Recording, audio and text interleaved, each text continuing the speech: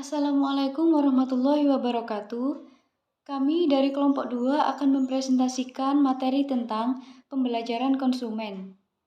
Sebelumnya, saya akan memperkenalkan anggota dari kelompok kami.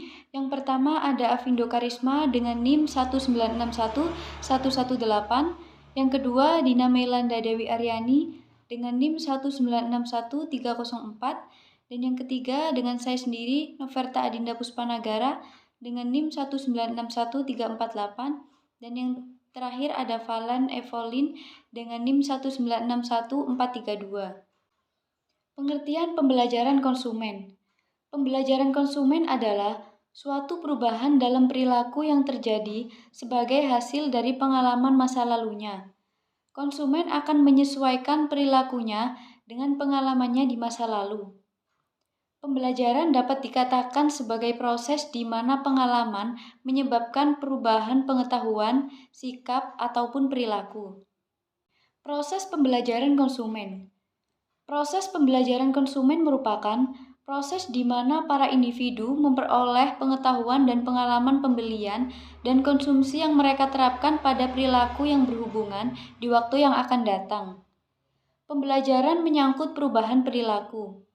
Perubahan ini dapat langsung terjadi pada saat setelah pembelajaran atau lama setelah saat pembelajaran. 4 elemen pembelajaran yaitu ada 4: motivasi, isyarat, respon, pendorong, atau penguat. Motivasi merupakan kondisi penting yang harus ada pada individu. Motivasi inilah mendorong individu untuk berusaha dan bertindak. Konsep motivasi penting bagi teori pembelajaran, bahwa motivasi didasarkan pada kebutuhan sasaran. Motivasi berlaku sebagai pemacu pembelajaran. Yang kedua adalah isyarat. Isyarat merupakan rangsangan yang memungkinkan individu lebih terarah dan mengarahkan perilakunya pada motif. Yang ketiga, respon. Respon adalah reaksi individu terhadap isyarat. Respon yang terjadi sebagai hasil dari proses pembelajaran tidak harus berupa perilaku yang dapat diamati tampak, tetapi juga yang tidak tampak.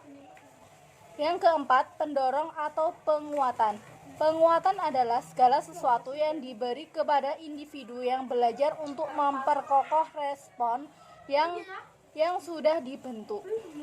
Proses informasi dan pembelajaran kognitif.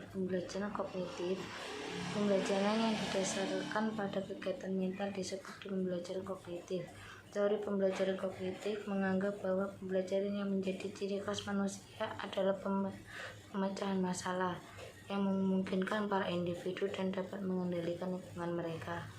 Pengelolaan informasi. Para konsumen mengelola informasi tentang produk berdasarkan sifat, merek, perbandingan antar merek, atau kombinasi.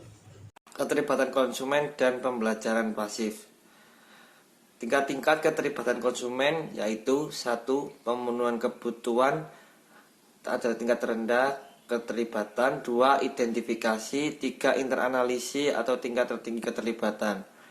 Teori pembelajaran pasif atau Krugman. Teori Krugman membicarakan mengenai media televisi sebagai sarana pembelajaran pasif.